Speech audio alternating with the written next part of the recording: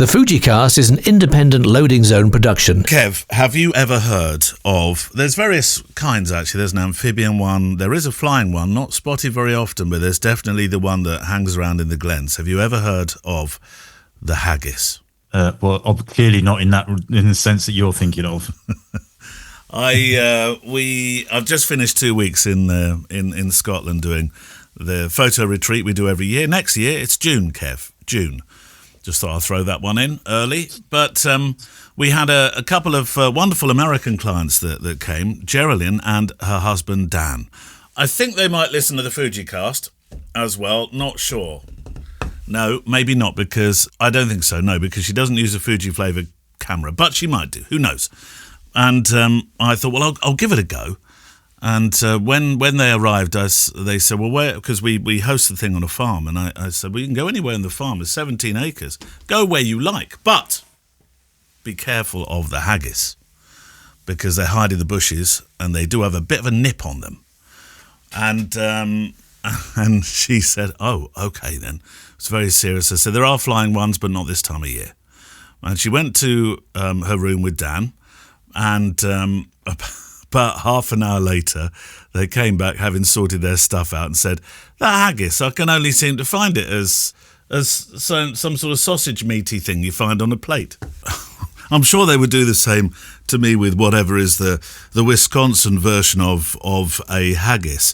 But isn't it lovely, Kev, when you can do little things like that? I mean, our kids don't fall for stuff these days, do they? No, I don't know. Albie's pretty good at making us. Albie said to Gemma the other day, see, you're watching a football game, see him on the telly. She went, yeah. He said, he's the first ever professional footballer from Vatican City. He was deadpan, completely deadpan. The Fujicast. And did she completely fell she for it. believed it. See, your stories are always better than mine. They draw a double laugh. Mine draw generally tumbleweed. I like that one. I do like that one. So she laughed at that, did she? No, she thought it was true. Oh, It was like several days later when she mentioned about it, I was like, no, he's pulling your leg.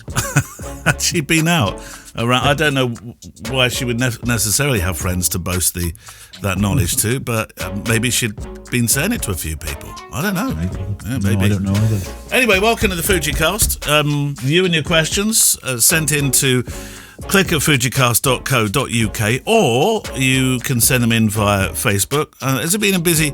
I haven't kept an eye on Facebook last couple of weeks, Kev. Has it been a busy time in Facebook? Not really. Not particularly. We've got a question from 6 days ago, and then the one before that was 5 weeks ago. What? Yeah. Well, I think Facebook must have broken. That can't be right. Maybe. I think it's not working. We're entering that sort of time of the year where people sort of hunker down on podcasts, so it's a better podcast season. So anyway, how do you take part in dropping a question into Facebook then? Just in case you can't remember. Go to the Fujicast Facebook group, and right at the top there's a post that big bright orange says questions for the show 2025. Put your questions in there. Now Neil, our esteemed tech watcher of questions, has put in the spreadsheet there are 55 unanswered questions, which is a good stat.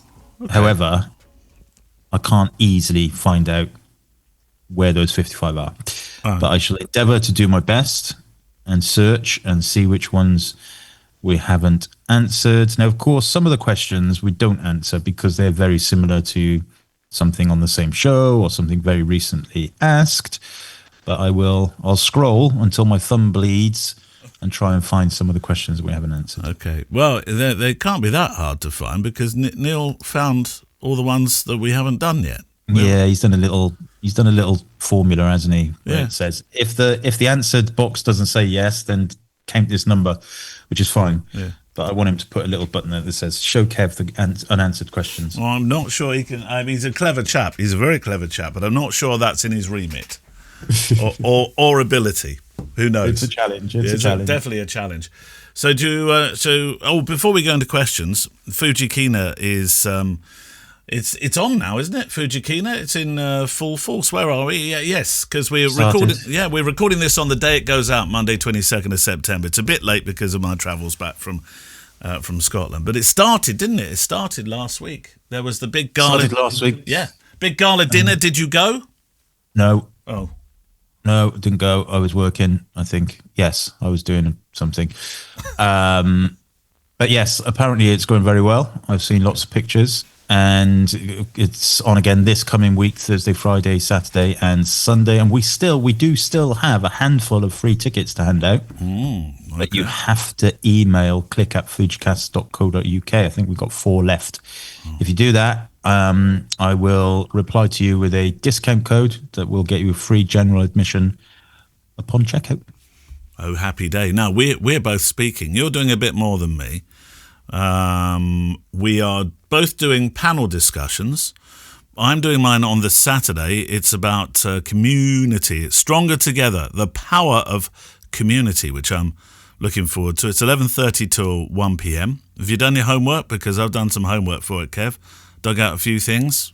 But mind you, you don't need to so much because you are the moderator, aren't you? On the Sunday, when you're doing one on stories, style, and sensitivity in street photography. Mind you, might be nice if you have a load of stuff you can talk about it in your intro. Have you done your homework? No, not for that one. Okay. I've done my presentation for my talk. Your seminar, yeah. My seminar. But yeah, I'll think about that on Friday. Okay. Now you've got 2 seminars on Sunday, Kev. Just letting you know. All of this, by the way, is at the Conduit. Maybe we should put a link on the FujiCast page. So, yeah, we will. Capturing life with my Fujifilm camera. That's only one camera between 2 and 3, and then you're doing something else, aren't you? Aren't you doing another one as well? I'm doing so I'm moderating the street photography session in the morning. I'm doing my own session, which will be me talking about all my years using all the different Fujifilm cameras and showing lots of pictures. And then later in the afternoon, I am doing a series of one-to-ones, which are open. It's first come, first serve. Ooh. So if you want to talk about, I don't know, if you want to do a little bit of portfolio review, you want to talk about business of weddings, or you want to talk about which is the best judo throw for a fat old man like me, whatever. If you just want to bring me a coffee and just chat about, I don't know, goats and camels, that's also fine. I love your enthusiasm. I tell you, there's 2 things I'd like to see on it's on the Friday, so we'll get a chance. I'd love to see Thomas Heaton talking about China by rail. A travel photographer's dream, you bet. And Sean Tucker's doing one from 6 p.m. to 7 p.m, finding your voice in street photography. I'd like to see that one as well. Bet they've done their homework, Kev. Anyway, so that's what's on. I tell you what we'll do. We'll do a link to the Fujikina page, and you can, there's lots of stuff on Thursday, Friday, Saturday, and Sunday. If you're listening to this a week late, then you'd have missed it. It's all gone. It's gone, Kev. Finished. Too late. We will be relaxing. Yeah. Right. Questions. Are you going to start on me? I'll go. Why not? Go on. Lally Thompson says, "Hi, Neil and Kevin. Lars here. Sorry, not Lally. Lars. Lars here, a Swede living in New Zealand. Warning, a bit of a yada question. I haven't used anything but a point and shoot for a very long time. I did sell cameras in Stockholm as a young lad in the late 80s, and I remember being there for the introduction of the first Canon EOS. Back then, I used my Canon A1, and that's still in my possession. I mostly shot chrome back then. Mm-hmm. I did pick up a 5D a few years ago when the kids were competing in skiing, but sold it as they left that scene. However, I've recently, and he says embarrassingly late, discovered the retro-looking Fujifilm lineups, and I've just picked up a second-hand XE4 and a 23mm f2 as a travel camera for a couple of upcoming trips to Asia. Quite some life you've got there, Lars. Loving the manual controls. I was thinking of picking up a third-party lens with a fast aperture as a bit of a character lens and for low-light shooting. Right. And a bit of fun, maybe. Perhaps 35mm or 50mm. So my questions are, 1, how do I set up my camera for manual focus? Any special settings that I should be aware of? And can I use the function that shows my focus in distance, the blue line, or is that only if the lens has the proper electronics like a Voigtlander? And number 2, do you have any lenses that you have tried and that could be good ones to try?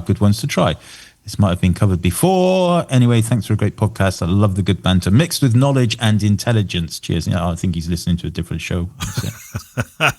Well, you've got intelligence here. Yeah. Well, there's in terms of the camera. Let's move on swiftly. This is a camera that you've used. This one. Do you have this one? The one that you? I don't have the XE4. Oh, I did have it. I sold it. Oh, right. Okay. So you did have it. But yeah, it's pretty similar to the others, though. So, what would you call a character lens? Third-party lenses these days could mean, like some of the modern Viltrox third-party lenses. Mm-hmm. I think he's referring to a more legacy lenses, older lenses. Now, I have got without going to my cupboard of doom. Well, I'm going to go just over here to where my X Pro 1 is, and if he's talking about vintage lenses, then there's the Yashica lens that I've had for a long, long time. 28mm lens. Is it 28mm? Yes, it is.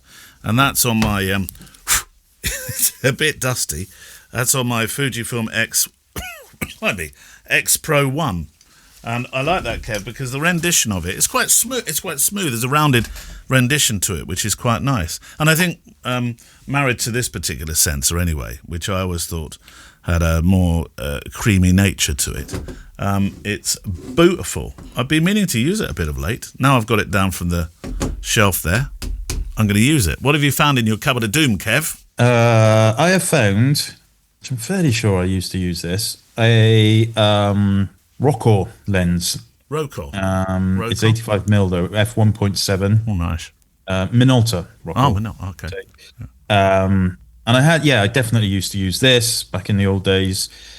Would I use them now? I don't know. When you've got the likes of Viltrox and Samyang and people like that who are creating lenses that actually support the autofocus now. Yeah. In the early days of Fujifilm cameras, the autofocus technology wasn't publicly available, so the lenses, they couldn't use autofocus. You had to manually focus only, but that's fine. If you get these older lenses, you will need a adapter depending on the mount of the lens. So I've got the adapter on here is a Kip-on adapter. They're always the ones that come to mind. So this is a Kip-on. It's an MD filter, or adapter for Minolta lenses, obviously. So you get the adapter that fits the lens that you've bought and the mount that you're sticking it in, which will be an X mount. So in terms of the functionality, yeah, you can. There's a setting in all of the cameras that says allow AF and MF. You want to set that to on so you can, use it properly. There is, and I don't know 100% if it's in all of the modern cameras now, the later cameras, but there used to be a setting where you could, actually I think it probably is still in there, where you can tell the camera what focal length that the manual focus lens you've attached is. Now, if you didn't set that, it wouldn't not work. It's just a way of passing that information to the EXIF. So you might want to consider that. But yeah, I mean, there's no reason why they shouldn't all work. And will the focus peak highlighting work? Don't know. Pass. My gut feeling is no. I was teetering between yes then, but now I'm thinking no. Purely because it has to pass all that information through the lens, and if it doesn't have the computational connections, then probably not. However, it might do. Yeah, it's called hedging your bets, Kev. Yeah. If ever there was a hedge put up to bet on, you've hedged So ultimately, there's going to be loads of vintage lenses, as you quite rightly called them, out there, but you will need the right adapter. And Kip-on, Kipon, are the company that seems to do a lot of adapters, and they're not expensive. You can get them really quite cheap on Amazon and camera shops and all of that kind of stuff. The one that I've used is Fotasy, F-O-T-A-S-Y. That's the adapter, is it? That's the adapter, and that's been really good actually. That one, yeah. Not heard of that brand before. So there you go. That, I think that covers all of it. I mean, he says 35mm or 80 or 50mm. The one that I've got is 85mm, but it's a bit longer.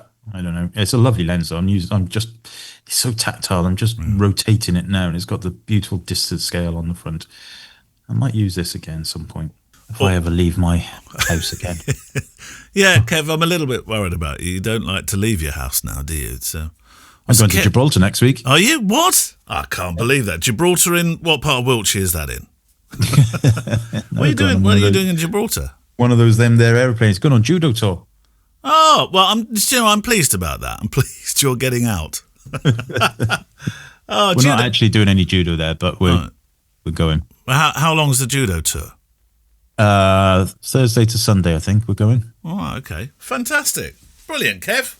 Yeah. Amazing. I'm going to see what the world outside Malmesbury looks like for the first time in about 3 years. Yeah, there is a world out there. It's not just in that small place in Spain. Malmesbury or that small place in Spain. There's other parts of it, Kev. Yeah. But I know you like me. You're a homeboy now, aren't you? A home lad. I am. You're like I like my creature comforts. No. Igor Baranov has written in. Hi guys, thank you for making these amazing podcasts. That's very kind of you. There's two mails that he sent in. I might try and cover both actually, Kev. As you might have noticed, Instagram seems to be pushing more adverts and more dancing videos by the day, and more judo for Kev actually. This seems to have pushed more amateur, maybe not so amateur photographers back towards Flickr. It looks like it's having a comeback if you look at the graphs below. The trend is apparent across different cameras. What are your thoughts? Cheers, Igor from Australia. I don't know, we sent in some graphs and they show I get a bit of a nosebleed with graphs, Kev. But it shows that there's a move, that there's been a definite move back towards them. And somehow they have registered, well, it wouldn't be too difficult, would it? The cameras that seem to, in the graphs here, seem to be making a difference. XT5, XT4, there's one here for the Canon R6. So what do you think, Kev? Is a trend going back to I don't know this answer, going back towards Flickr? Do you use Flickr? Have you ever used Flickr? No, I obviously know what Flickr is, but I never used it. I know it went through a bit of troubled times, didn't it? And then it was bought out. And I think Flickr's a little bit like fine wine, isn't it? I think people who've used it in the past love it and will never change. Maybe the newer generation are more likely to pick up a cheap bottle of Plonk from the co-op and like that, it looks like they're going back as well, though. It looks like they're becoming more Flickr fascinated. Yeah, maybe. I don't know. I mean, there are enough places to share. It really does depend on what you want. What you're trying to achieve, doesn't it? Yeah. If you're looking for, showing your pictures to as many people as possible, then probably Instagram is still the place to be. Flickr, I always did like on Flickr the lovely EXIF displays and all of that kind of stuff that it used to put up there. It still does probably. And so, it depends, doesn't it? You've got, I think what did for things like Flickr and stuff in the past was, Amazon giving unlimited photo storage and galleries and Adobe even. You could build a gallery website in Adobe for free if you're a member of Creative Cloud, really simply. And so you didn't really need those storage solutions any longer. But maybe they are coming back. Maybe they are coming back into fashion. I think it fosters community as well, which is becoming more and more important in photography, which is what I just happened to be talking about at Fujifilm on Saturday. 11:30, but maybe that's another reason, because I think there's a lot of photographers who felt I suppose a little bit just tired with Facebook and Instagram and chasing algorithms and why can't I get likes? Why does that get likes and this one doesn't? You've said this many times. Put up a camera, you get loads and loads of likes. Yeah. Put up a really nicely. I think I've got a good example of that on my on the Photo Walk Instagram at the moment. Something else, and it doesn't seem to do anything. There's no rhyme nor reason apart from the fact I think more people are interested in liking pictures of cameras. Well, so I as an experiment for this when was it? It was on the it was exactly 4 weeks ago, according to Instagram, I put a picture of my X70 on Instagram. Now, I've put the same picture I've put on there loads of times. In fact, you don't have to scroll very far back at all to find it when it was on there last. And that currently has had 7,807 likes. Right. And then my most recent post, which is pictures of the kids, black and white pictures of the kids, 774 likes. Wow. You know, it's a huge difference. So, yeah, I mean, I don't know. If I look back, picture of my X Pro 1, 2,134.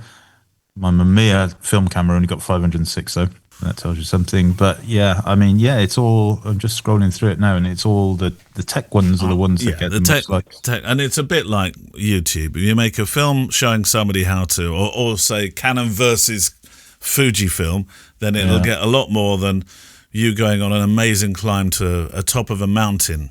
Maybe that one, that mini one in Gibraltar, Kev, just at the top there. Yeah, it wouldn't get as many. I'd watch it, Kev, but it wouldn't get as many hits, would it? I don't think I'll be making any films there.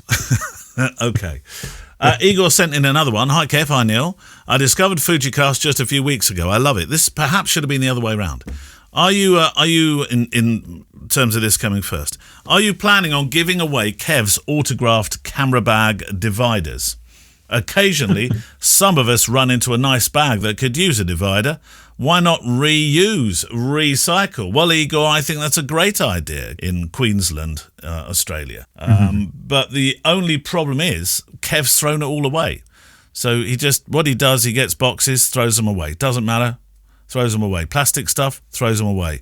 Igor recycles. No, he doesn't recycle. I've seen him, Igor. He doesn't do any. No, he doesn't do any of that stuff. He just throws it away. I don't recycle the dividers. They do just go in general waste. Well, you could recycle them, Kev. There's people. This is a new line. People want autographed camera bag dividers from you. See, £5 a divider. I knew you'd put. There we go, Igor. £5 a divider, and I'll bet I'll find them out the Biffa bin this afternoon for you. Right, done. Facebook. Come on, Kev. Paul Berry. This is quite some time ago, so I shall dig it in I promise to answer some more questions with a historical nature. Hi, Kevin. Hi, Neil, and everybody else. A strange, unexpected reset to factory settings occurred on my XT3 today for seemingly no apparent reason. It happened immediately after swapping a depleted battery for a fresh one. Both are original Fujifilm batteries. The only little clue that all wasn't quite right occurred yesterday when, out of the blue, a red icon appeared in the EVF. I soon realized that this was the geolocation info symbol after taking a shot. So I took deep dives into the menu to switch it off. He says he's never enabled this feature previously. So whilst in the middle of a photo walk, I had to reinstate all my settings and function options. Very frustrating.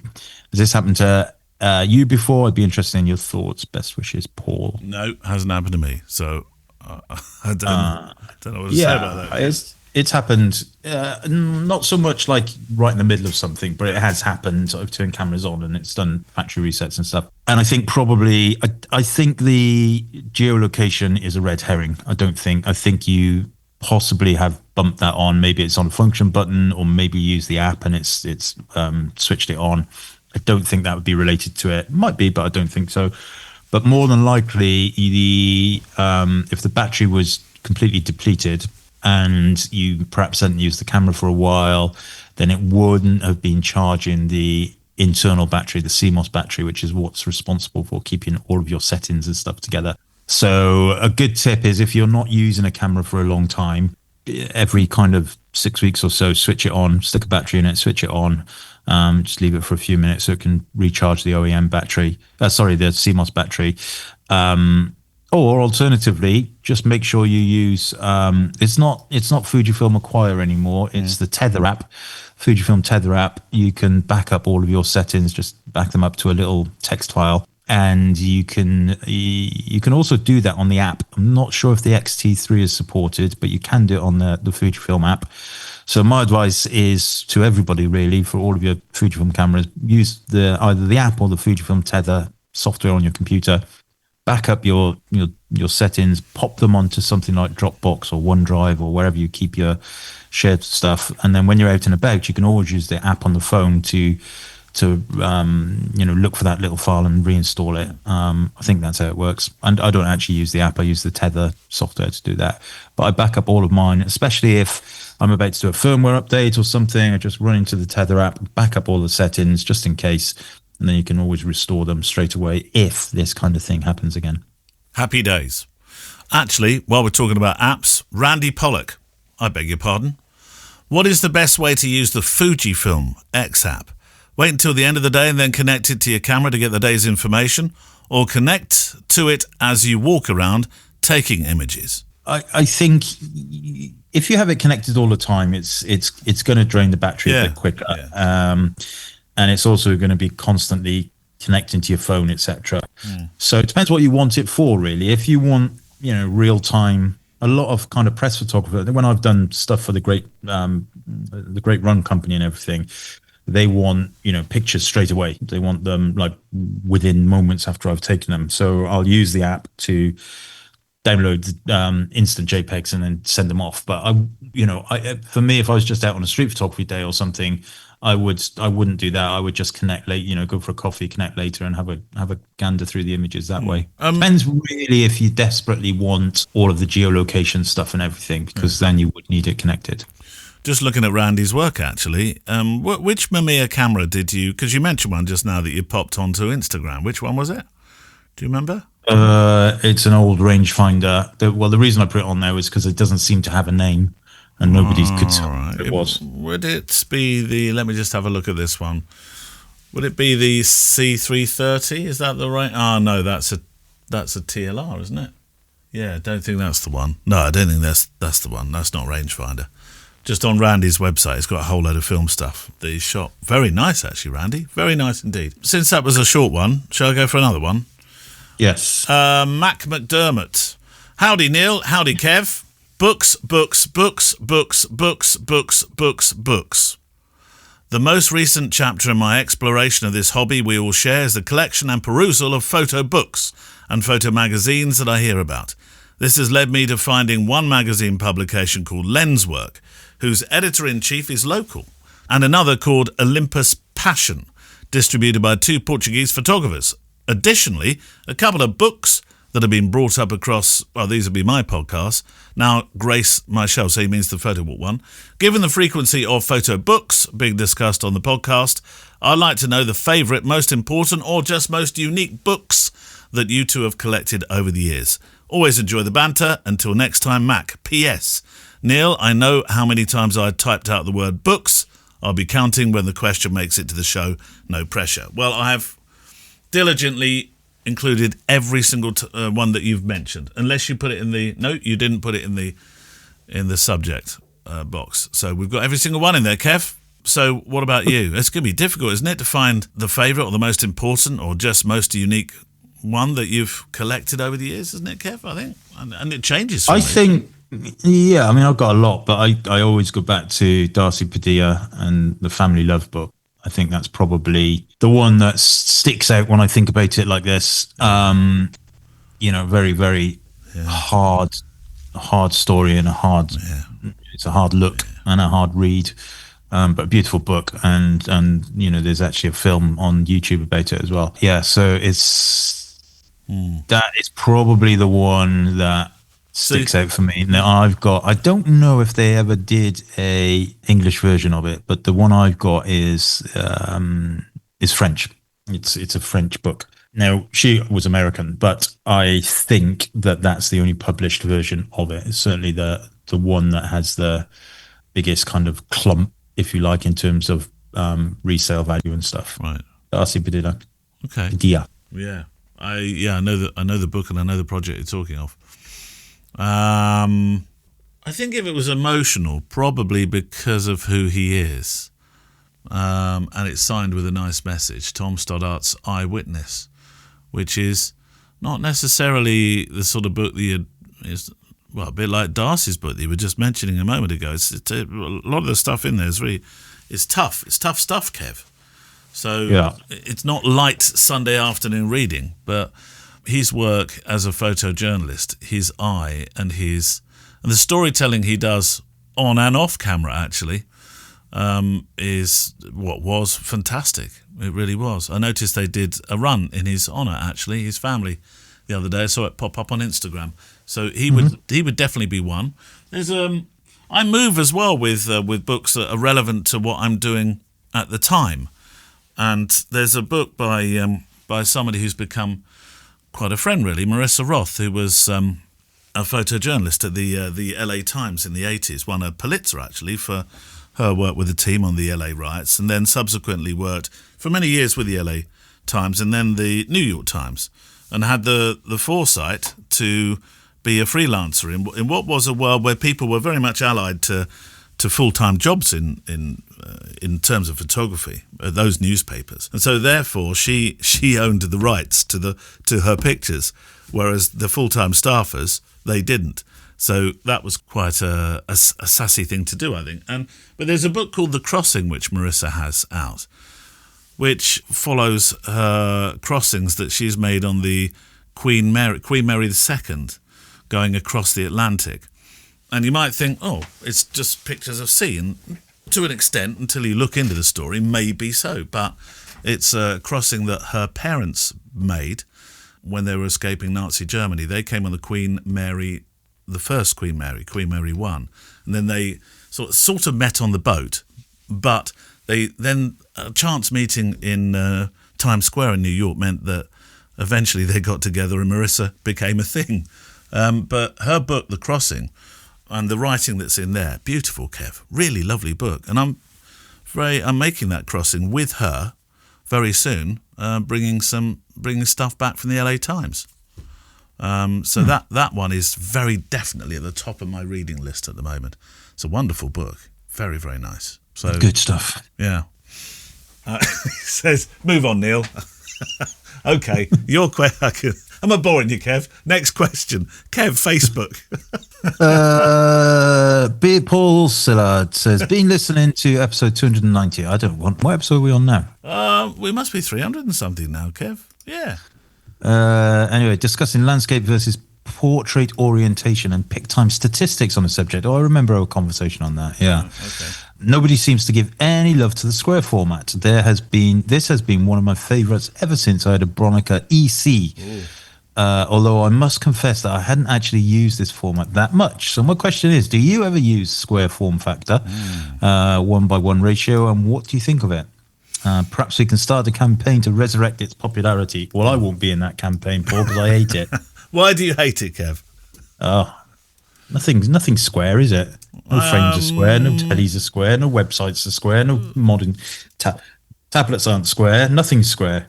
Well, yeah, but what do you... I know what you think about portrait-orientated pictures as well, because you're not really a big fan of that either, are you? Not really, but that's a personal thing. That's not, because actually portrait, it all comes down to this, like space around images I like, but cameras mostly shoot 3x2, and hardly any frames are 3x2. Certainly monitors aren't 3x2. Yeah, but think of the old medium format cameras like Rolleiflex or Hasselblad, etc. The square frame. It was the classic way of it being done. It wasn't. Yeah, well, that's what he's talking about. Is Bronica, but I mean, I just don't. It's not my thing. No, I like traditional horizontal type images, but it is a very much personal thing. Just because I don't like it does not mean that it's not the right thing to do. I quite like it. There is definitely a timeless aesthetic to it, isn't there? He says, looking out into the ether, expecting Kev to say, "Oh, maybe you're right," but he's not going to, is he? So no. I do see what you mean about looking each side of an image, above or below, to the left or the right.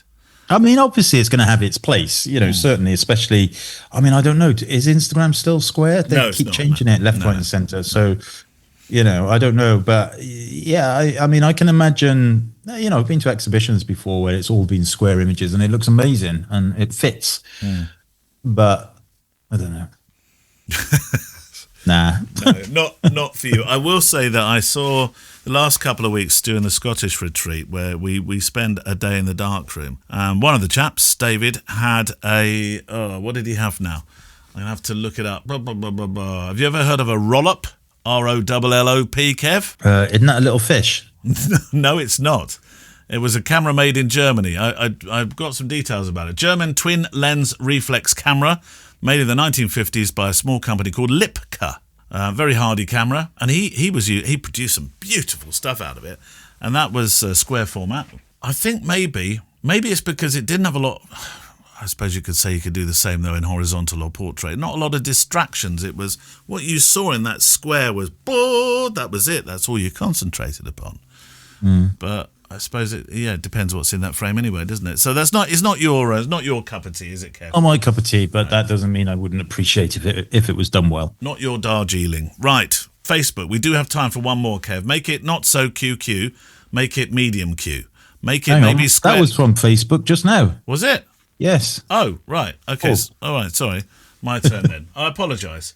Now make it QQ. No. What should we have? That's a very lensy one. Do you want a lensy one, or do you want one about a guilty secret? Oh, guilty secret. Okay. Mark Adams.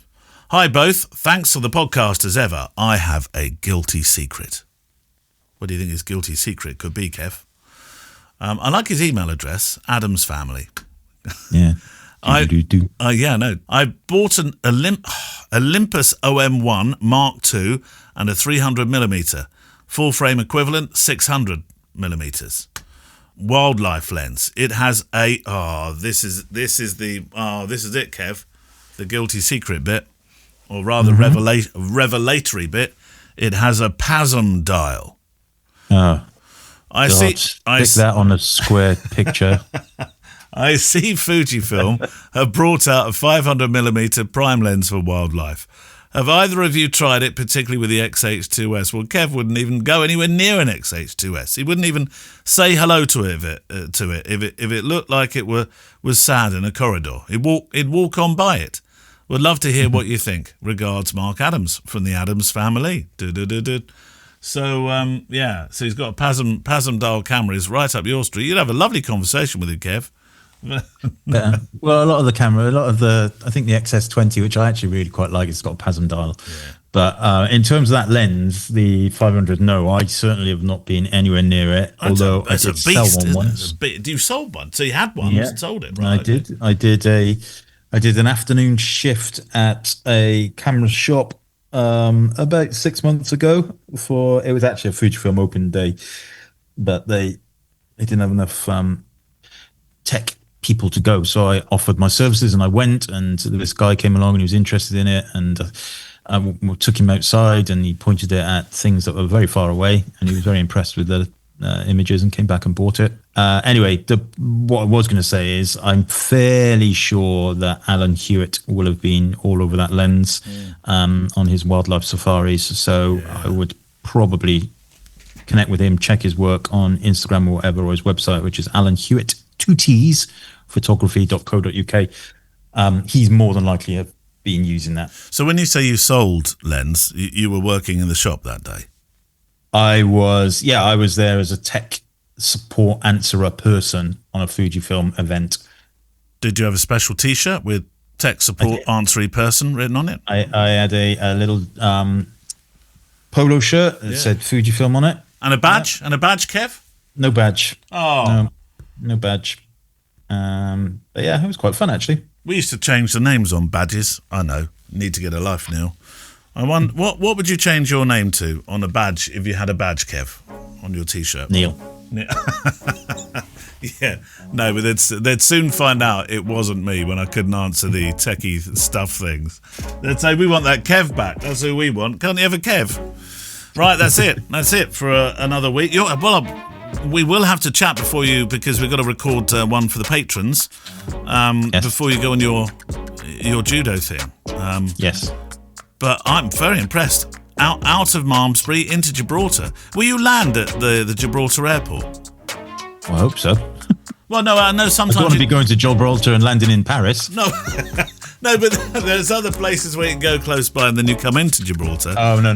We're going to Gibraltar, Because that's always that's a fascinating place, isn't it? The plane lands, they stop all the traffic, don't they? Because usually the traffic goes across the active runway. It goes along the road, Yeah.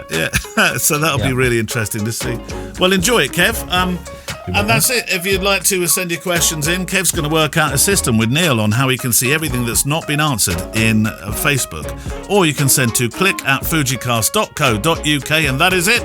Speak soon, Kev. Bye. Bye-bye. The Fujicast is an independent loading zone production. Email the show with your questions and words of wisdom to click@fujicast.co.uk. Email any complaints and political nonsense to our wives, who will deal with your comments in their own good time and in their own good way.